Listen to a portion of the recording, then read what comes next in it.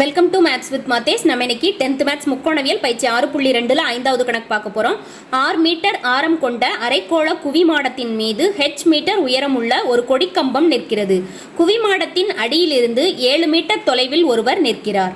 அவர் கொடிக்கம்பத்தின் உச்சியை 45 டிகிரி ஏற்ற கோணத்திலும் நிற்குமிடத்திலிருந்து மேலும் 5 மீட்டர் தொலைவில் விலகிச் சென்று கொடிக்கம்பத்தின் அடியை 30 டிகிரி ஏற்ற கோணத்திலும் பார்க்கிறார் எனில் கொடிக்கம்பத்தின் உயரம் மற்றும் அரைக்கோள குவிமாடத்தின் ஆரம் ஆகியவற்றை காண்க அப்படின்னு சொல்லி கேட்டிருக்காங்க.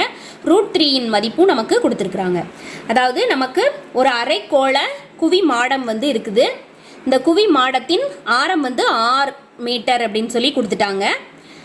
அதன் மீது ஒரு கொடிக்கம்பம் இருக்குது. கொடிக்கம்பத்தின் உயரம் நமக்கு h அப்படின்னு சொல்லி கொடுத்துருக்காங்க. இந்த உயரமானது நமக்கு h அப்படின்னு சொல்லி கொடுத்துருக்காங்க. ரெண்டுக்குமே மதிப்பு கொடுக்கல. குவிமாடத்தின் அடியிலிருந்து 7 மீட்டர் தொலைவில் ஒருவர் நிற்கிறார். குவிமாடத்தின் அடியிலிருந்து 7 மீட்டர் தொலைவில் ஒருத்தர் நிற்கிறாரு. நின்று கொடிக்கம்பத்தின் உச்சியை பார்க்கிறாரு. கொடிக்கம்பத்தின் உச்சியை 45 டிகிரி ஏற்ற கோணத்தில் பார்க்கிறார். அதே மாதிரி நிற்கும் இடத்திலிருந்து மேலும் 5 மீட்டர் தொலைவு விலகி சென்று, ஸோ இந்த நிற்கிற இடத்துல இருந்து மேலும் 5 மீட்டர் தொலைவு விலகி சென்று அங்கிருந்து எதை பார்க்கிறார் அப்படின்னா கொடிக்கம்பத்தின் அடியை 30 டிகிரி, கொடிக்கம்பத்தின் அடியை 30 டிகிரி ஏற்ற கோணத்தில் பார்க்கிறார். ஸோ இது 30 டிகிரின்னு கொடுத்துட்டாங்க. இது 45 டிகிரி. கொடிக்கம்பத்தின் உயரம் h கேட்டிருக்கிறாங்க. அரைக்கோள குவிமாடத்தின் ஆரம் r மதிப்பும் கேட்டிருக்கிறாங்க. இங்கே நமக்கு 2 செங்கோண முக்கோணங்கள் அமையும். இது ஒரு செங்கோண முக்கோணம் மற்றும் இது ஒரு செங்கோண முக்கோணம். ஸோ அதை நம்ம தனியாக எடுத்து வரைஞ்சுக்கிறோம். இது நமக்கு r. அதே மாதிரி இதை நம்ம h அப்படின்னு சொல்லி கொடுத்துருக்காங்க. இந்த இடத்துல இருந்து ஃபஸ்ட்டு நமக்கு r இருக்கும். இங்கே அதிலிருந்து 7 மீட்டர் தொலைவில் ஒரு இடத்துல நிற்கிறாரு. திருப்பி 5 மீட்டர் தொலைவு. ஸோ இங்கேருந்து கொடிக்கம்பத்தின் உச்சியை பார்க்கிறாரு. இந்த இடத்துல இருந்து கொடிக்கம்பத்தின் அடியை பார்க்கிறார். ஸோ இது 30 டிகிரி, இது 45 டிகிரி. ஸோ நமக்கு இதுக்கெல்லாம் பெயரிடுறோம். A, B, C, D, E மற்றும் F. ஸோ நம்ம 2 முக்கோணங்களுமே நமக்கு செங்கோண முக்கோணங்கள்.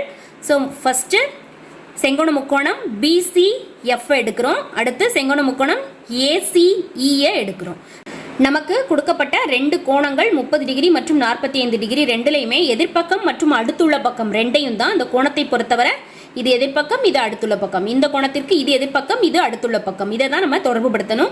ஸோ tan விகிதம் தான் நமக்கு தேவையானது. ஏன்னா எதிர்ப்பக்கம் பை அடுத்துள்ள பக்கம் tan விகிதம். ஸோ ரெண்டுக்குமே நம்ம tan விகிதம் எடுக்கிறோம். முதல்ல நம்ம முக்கோணம் BCF எடுக்கிறோம். ஸோ முக்கோணம் BCF-இல் இருக்கக்கூடிய கோணமானது 30 டிகிரி. ஸோ அதுக்கு நம்ம tan விகிதம் எடுக்கிறோம். So tan 30 degree equal to எதிர்ப்பக்கம் பை அடுத்துள்ள பக்கம். ஸோ இந்த 30 டிகிரி கோணத்திற்கு, இந்த முக்கோணத்தில் 30 டிகிரி கோணத்திற்கு எதிர்ப்பக்கமானது BC. So BC by CF. BCயை நம்ம என்னென்னு எடுத்துருக்கிறோம் அப்படின்னா R அப்படின்னு சொல்லி எடுத்துருக்கிறோம். CF-ஐ நம்ம எப்படி எழுதிக்கலாம் அப்படின்னா CD plus DE plus EF. CD plus DE plus EF. இந்த மூன்றையும் கூட்டும்போது நமக்கு CF ஆனது கிடைக்கும். ஸோ R பை CDயின் மதிப்பு நமக்கு R தான். ஏன்னா இதுவும் அந்த அரைக்கோளத்தின் ஆரமாக தான் இருக்கும். ஸோ R ப்ளஸ் இந்த 7 மீட்டர் ப்ளஸ் இந்த 5 மீட்டர், 7 ப்ளஸ் 5.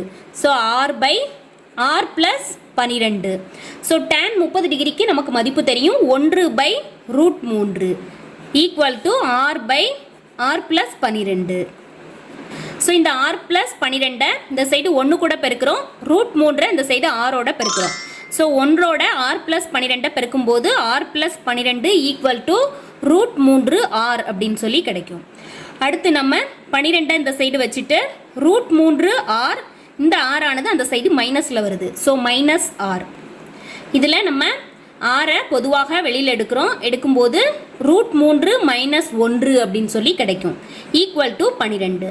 நமக்கு தேவையானது R தான். So R equal to 12 by √3 - 1.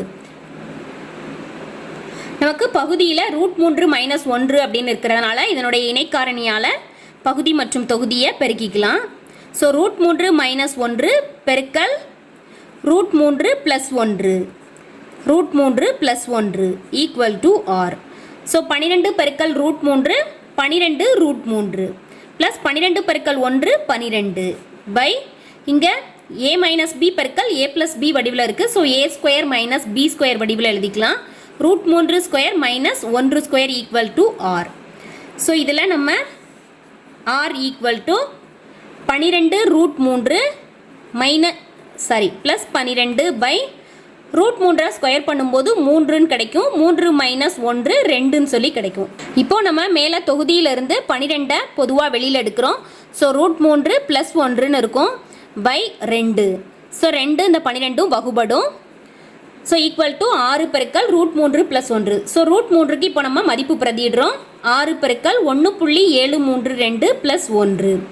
So அது ரெண்டையும் கூட்டும்போது 1 + 1 2ஆக மாறிடும். ஸோ 2.732. ஸோ இது ரெண்டையும் பெருக்கிறோம். 6 2 12க்கு 2 மீதி 1. 6 3 18 1 19க்கு 9 மிச்சம் 1. 6 7 42 + 1 43க்கு 3 மீதி 4. 6 2 12 4 16. ஸோ 16.392 அப்படின்னு சொல்லிட்டு ஆரம் ஆரின் மதிப்பு மீட்டரில் கிடச்சிருக்குது. இப்போ நமக்கு தேவையானது ஹெச்சின் மதிப்பு.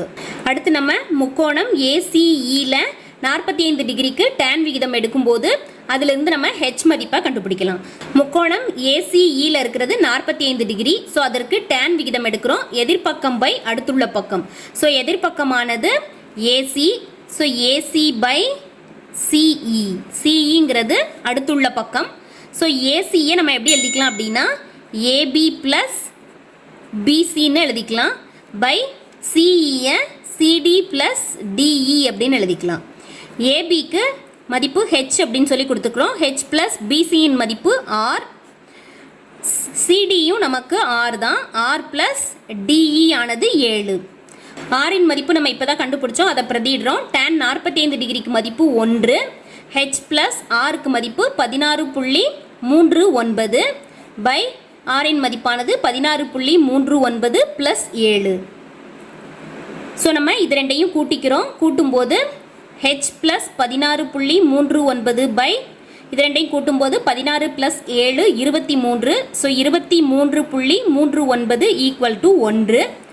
ஸோ இந்த 23.39 இந்த சைடு நம்ம 1ஓட பெருக்கிறோம். So 23.39 = H + 16.39. நமக்கு தேவையானது ஹெச்சின் மதிப்பு. ஸோ இந்த 16.39 இந்த சைடு கழித்தல்ல வருது. So 23.39 minus 16.39. ஸோ ஹெச்சின் மதிப்பானது 23லிருந்து 16 கழிக்கும் போது நமக்கு 7 அப்படின்னு சொல்லி கிடைக்கும்.